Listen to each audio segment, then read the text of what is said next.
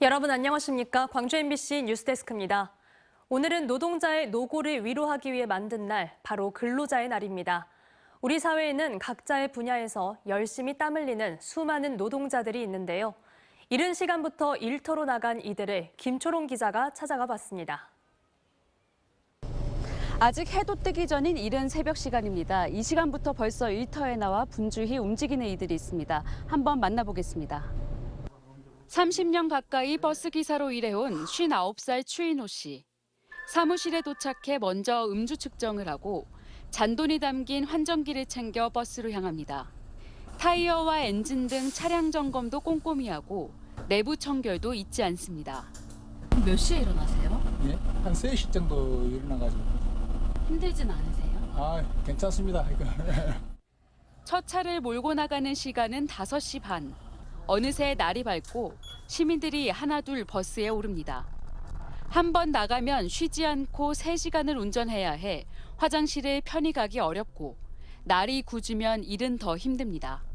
눈 오고 비 올 때 좀 애로사항이 좀 운전하는데. 남들보다 일찍 하루를 시작하는 이들은 또 있습니다. 환경미화원입니다.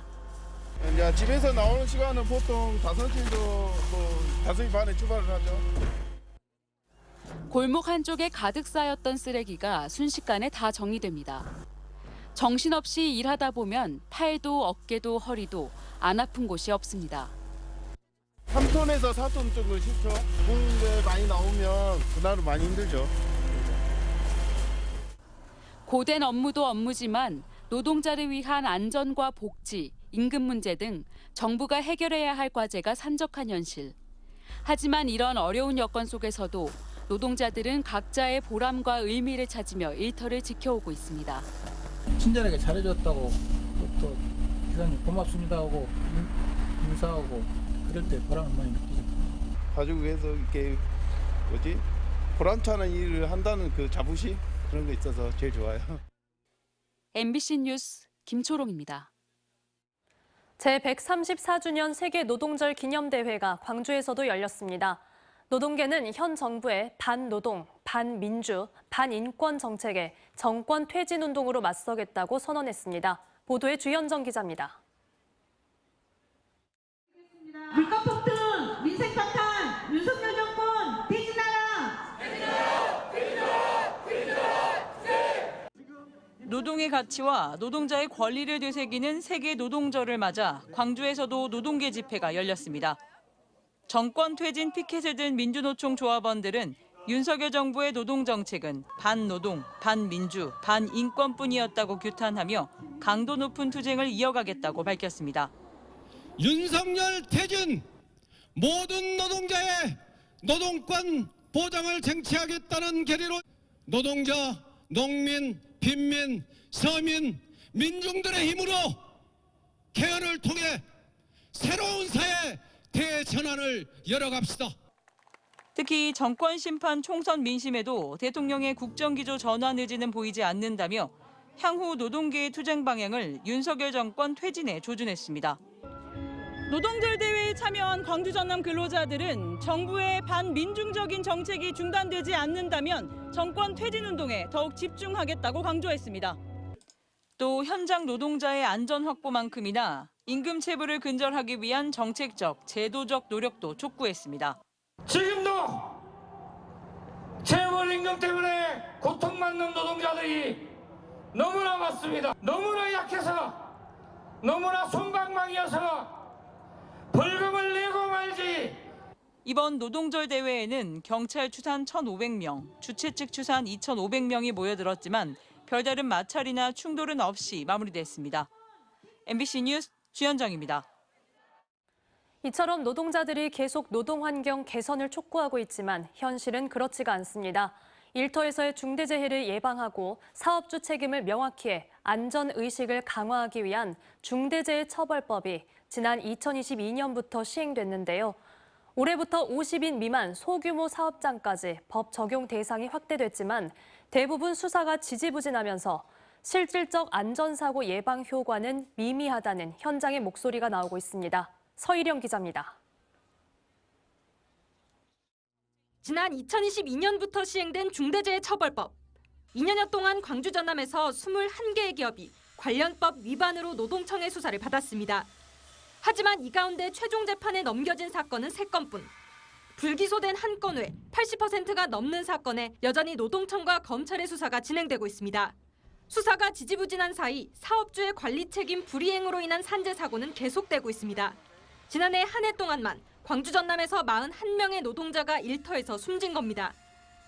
지난해 이곳 대불산단에서는 4건의 노동자 사망 중대 재해가 발생했는데요. 전남 22개 시군 가운데 광양과 함께 가장 많은 사망 사고가 발생한 겁니다. 현장 노동자들은 보다 근본적인 해결책이 필요하다고 입을 모으고 있습니다.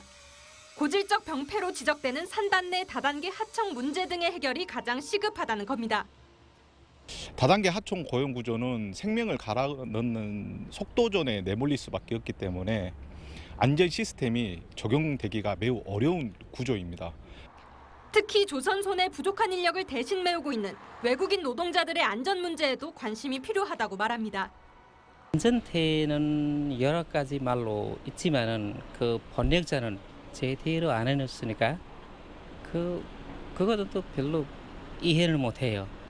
사업주들이 다 알고 있어요. 어떤 비자는 사고가 나면 말할 수 없는 비자가 있단 말입니다. 정상적인 그런 어떤 플랫폼을 내어줘서 인권 침해가 되지 않도록.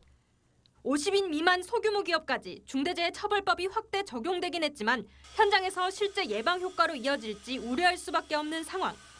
실제 중대재해법이 시행된 이후 전국 50인 이상 사업장에서 발생한 사고로 사망한 사람은 첫 해 167명에서 지난해 175명으로 8명이 증가했습니다. MBC 뉴스 서희룡입니다. 주머니 사정이 어려워지면서 매달 드는 교통비마저도 부담되는 게 사실입니다. 그런데 한 달 동안 대중교통을 15차례 이상 이용하면 일정 금액을 되돌려주는 정책이 시행돼 관심을 모으고 있습니다. 보도에 김영찬 기자입니다. 시내버스나 지하철 등 대중교통 요금은 정기적인 이용객들에게 부담스럽습니다.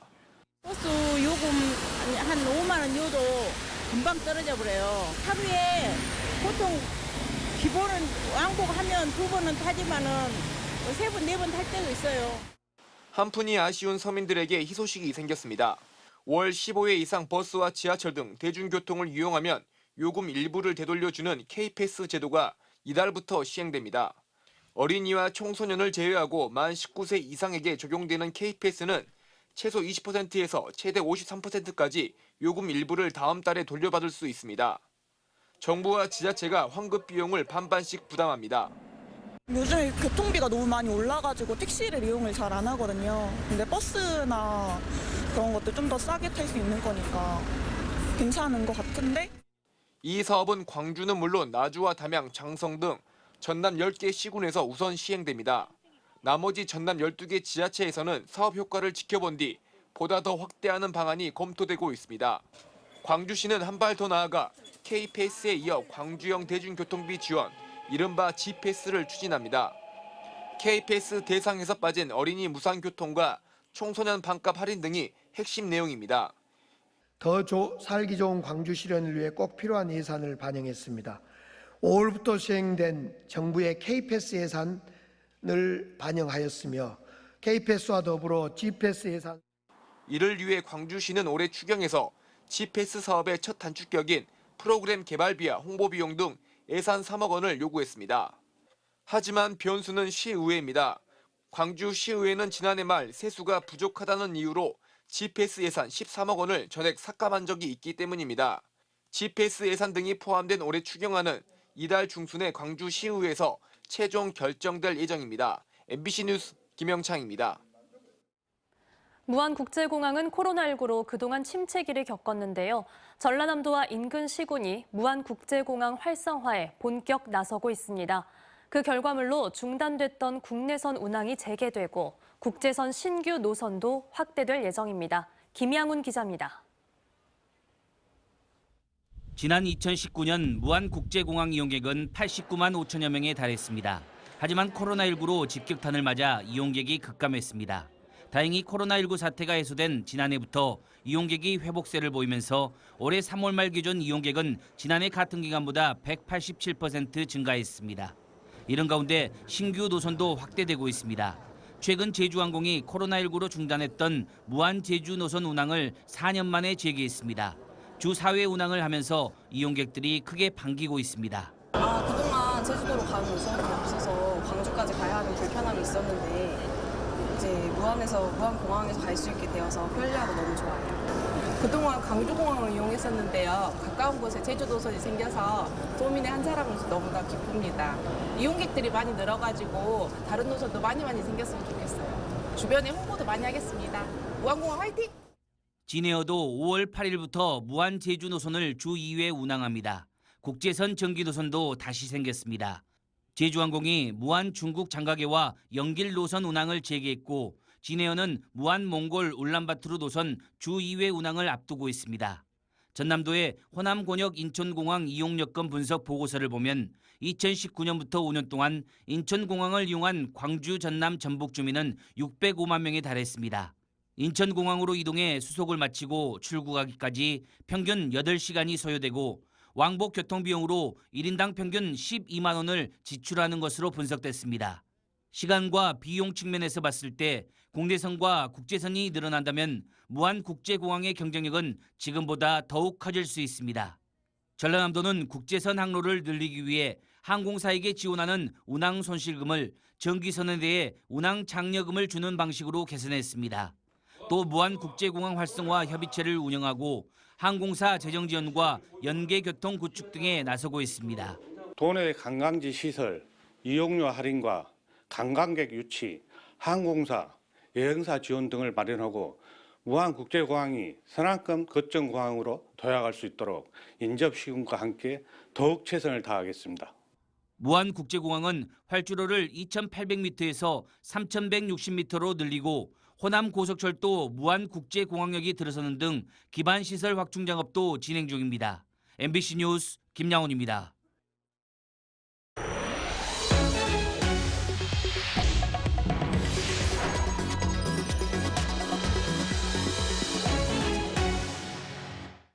전남대병원 교수들이 오는 3일부터 주 1회 외래 진료를 휴진하기로 한 데 이어 조선대병원 교수들도 휴진을 검토하기로 했습니다. 조선대 의과대학 교수들은 내일 전체 교수회의를 열고 의정 갈등 장기화로 전국 상급 종합병원이 외래 또는 수술의 주 1회 휴진을 잇따라 결정함에 따라 조선대병원의 휴진 여부를 안건으로 상정하기로 했습니다. 한편 전남대병원 교수들은 오는 금요일부터 주 1회 휴진에 들어갑니다. 아파트 집안에서 나오는 지하수를 사용하지 않는다면 주민들에게 하수도 요금을 부과해서는 안 된다는 권고가 나왔습니다. 언제 어디서나 내 손 안의 뉴스. 광주 MBC 뉴스 유튜브 구독으로 함께하세요.